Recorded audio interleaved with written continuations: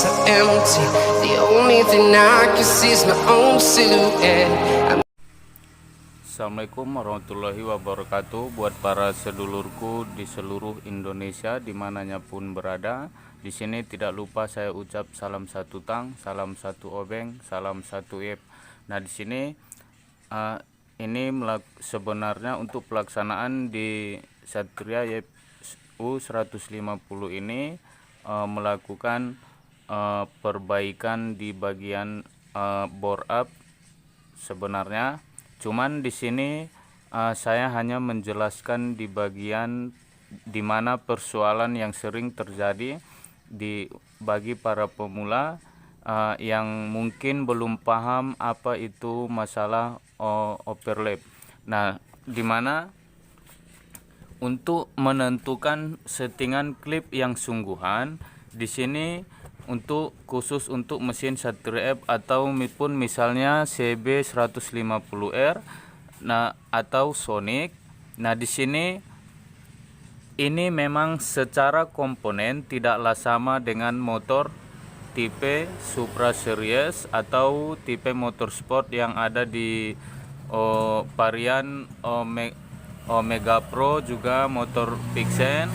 Ini adalah sudah menggunakan sistem tapi DOHC. Nah, di sini DOHC itu adalah double overhead camshaft. Nah, kalau misal nanti ini di bagian cupnya atau di bodi depan sebelah kiri ada tertera yang namanya, ada tulisan di situ DOHC. DOHC itu maksudnya ialah itu singkatan daripada double overhead camshaft. Nah, di mana double overhead camshaft ini adalah menggunakan dua poros knock atau camshaft. Nah, oke, kita lanjut. Nah, double overhead camshaft maksudnya ada dua noken asnya. Di sini satu, di sini satu. Nah, ini klepnya 4, juga tertera di bagian bodi 4 palpe. Itu artinya klepnya 4 sama dengan motor Vixen atau MX. Nah, di sini juga menggunakan dua timing gear. Di sini menggunakan dua timing gear.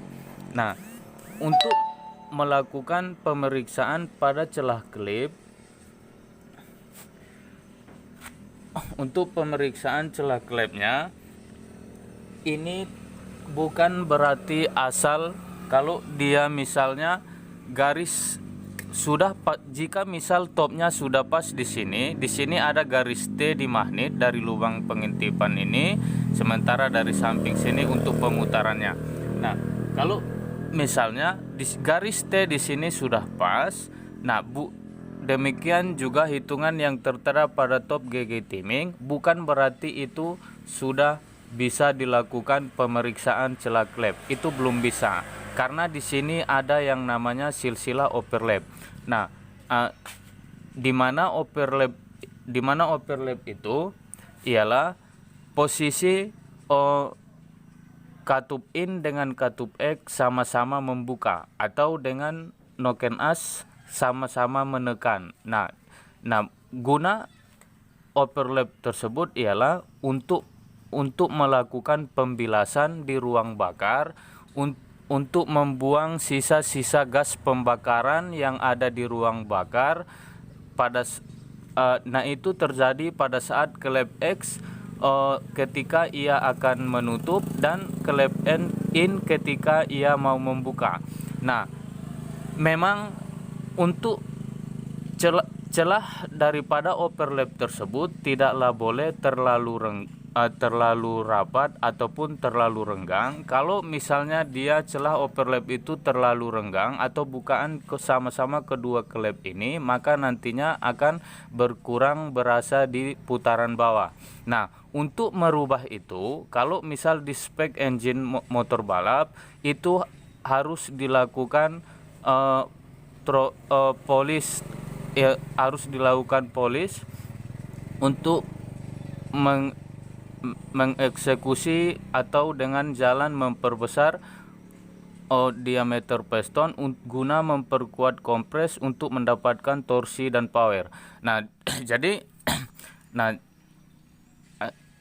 untuk celah klip yang sungguhan pemeriksaannya. Misal jika di sini kita mulai ya bro. Jika di sini misal sudah pas stop, garis T di sini, maka bisa dilakukan celah. Nah, sudah ada tidak celah di sini. Ingat, ini tidak bisa diraba pakai tangan seperti di motor bebek yang masih menggunakan rocker arm atau piano clap. Ini harus pakai peller gears.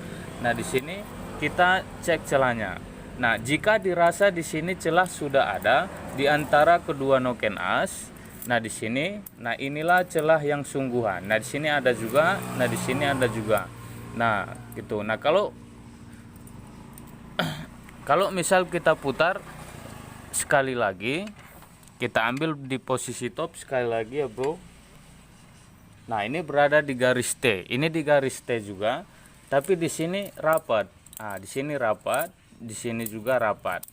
Nah, di sini juga rapat, tidak bisa masuk sama sekali, tidak bisa. Nah, jangan dikira pas ini adalah top untuk settingan klep, bukan. Ini masih untuk overlap yang baru saya jelaskan. Nah, maka untuk sampean yang pemula untuk mau memeriksa celah klep di Satria FU 150, nah tidaklah pada posisi apabila kedua noken as sama-sama menekan. Nah, kalau misal dijumpai seperti ini, maka putar sekali lagi topnya. Bisa dari sini ya bro. Ini saya putar, ini ada kunci T17. Nah, diputar lagi.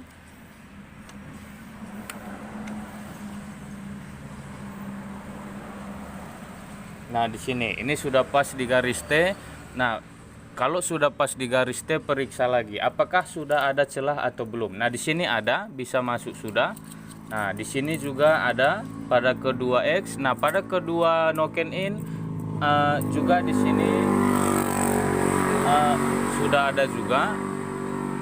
Nah, di sini juga sudah ada celah. Nah, sudah ada celah. Nah, inilah posisi top untuk pemeriksaan celah klep yang sungguhan. Nah, maka kalau misal saya ambil simpelnya lagi ya bro, saya ulangi. Kalau udah pas top, ini dicek dulu apakah ini udah ada celah di antara kedua noken atau belum. Kalau misal keduanya masih rapat, itu belum top untuk settingan klep, itu namanya overlap. Nah, dimana overlap itu seperti yang saya kata barusan. Nah, kalau misal dijumpai masih posisi menekan keduanya, maka ini diputar lagi. Nah, diambil satu putaran lagi, periksa lagi. Jika misal udah ada celah di antara kedua noken, maka itulah pengambilan settingan klep yang sungguhan. Dari situlah baru kita bisa menentukan akankah mau dikemanakan ukuran settingan klep ini. Cuman kalau saya lihat di sini untuk settingan noken in di sini saya rasa ini sudah pas, sudah bisa.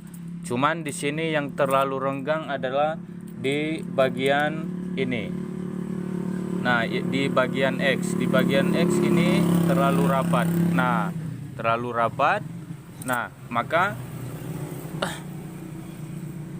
ini nantinya akan digantikan dengan SIM yang lebih tebal lagi, yang lebih tebal. Kalau untuk saya, untuk di Satria F, saya melakukan settingan kalau sudah dikira lebih dari 5 tahun lebih usia motor ini, saya lakukan di 10-15. Nah, kenapa saya lakukan di 10-15 walau spek standarnya itu di kisaran 15-an ke 20-an atau 25, karena ini motor sudah bisa dikata jadul. Ini kedudukan dari kedua noken sudah tidak center lagi, sudah tidak sepan, makanya saya taruh di 10-15. Nah, untuk di klep in 10 mm 0, ya bro, 0,10 mm. Untuk di settingan klep X 0,15 mm. Nah, tapi tergantung pada keadaan part itu sendiri. Kalau dirasa ini masih sepan, kira-kira itu saya buat di 15-20. Tengok keadaannya juga, karena kalau misalnya udah pada longgar semua komponennya, kita buat lagi settingannya agak renggang, nanti ini mesinnya akan ribet sekali ya bro, akan ribut. Cuman ini sebelum saya lakukan pembongkaran, tadinya dicek pada saat gaspol dia memang tidak ada timbul suara bunyi apapun, halus mesinnya. Tapi kalau pada saat stasioner atau kita gedor gas sedikit saja, timbul suara kimreaching di bagian silinder head. Di sini saya kira itu timingnya, rupanya di sini timingnya masih aman-aman saja, masih aman. Maka itu dapat dipastikan sumber suara itu dari settingan klip ataupun botol klip. Tapi biasanya kalau dia dari botol klip itu kalau gaspol itu bunyi ribut sekali ya bro, seperti suara R, nadanya R demikian. Tapi ini saya rasa hanya di bagian settingan klipnya saja. Nah, untuk lebih jelas menentukan top timing Satria F yang baik dan yang benar, silakan cek di video saya sebelumnya, sudah ada saya jelaskan. Di sini saya hanya menjelaskan posisi overlap supaya nantinya para pemula tidak melakukan kesalahan yang sangat fatal, karena dimana di sini adalah sangat rewel sekali. Nah, sekian saya ilmu sepele dari saya, semoga bermanfaat. Assalamualaikum warahmatullahi wabarakatuh.